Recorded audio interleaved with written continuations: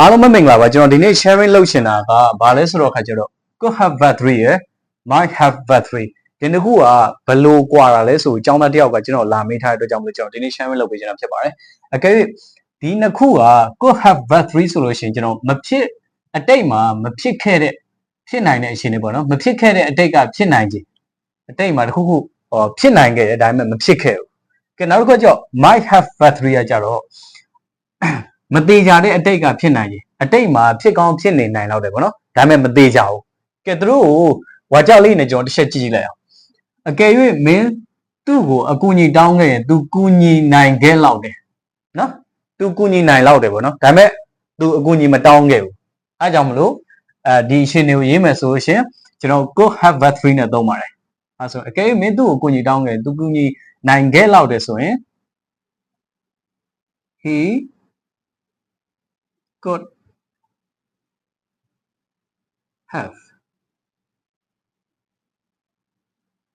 have you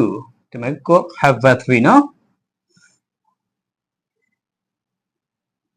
ဘာလို့လို့ရှိလဲမင်းအကူအညီတောင်းခဲ့လို့ရှိရင်သူ့ရဲ့အကူအညီကိုတောင်းခဲ့မယ်ဆိုရင် if you asked for his help ဒီလိုပေါ့နော်အကယ်၍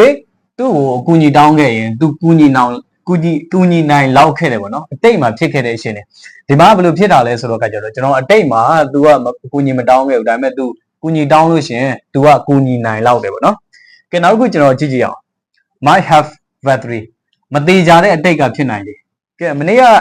तू အလုံးမလာဘူးပေါ့နော် तू ဖျားနေလောက်တယ်ပေါ့ तू ဖျားရင်လည်းဖျားနေလောက်တယ်ဒါမှမဟုတ်တစ်ခုခုဖြစ်နေလောက်တယ်ဒါပေမဲ့ဖြစ်နိုင်ခြင်းအများစုက तू ဖျားနေလောက်တယ်မသေးကြတာဟုတ်ခံမှန်းပြီးပြောလို့ရှင် might have battery နဲ့သုံးတယ်အဲ့တော့ तू မနေ့ကအလုံးမလာဘူးဆို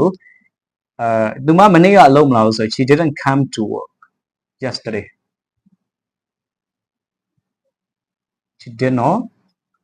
come to work yesterday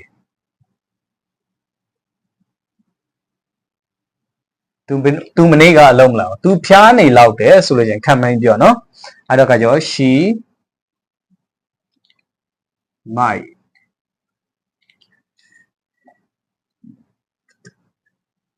have been sick ဘာလို့ battery သုံးတာမနော် she might have been sick yesterday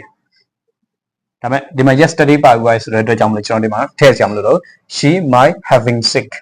သူမမနေ့ကအလုံးမလာဘူးကွာဒါပေမဲ့ तू ဖျားနေလောက်တယ် तू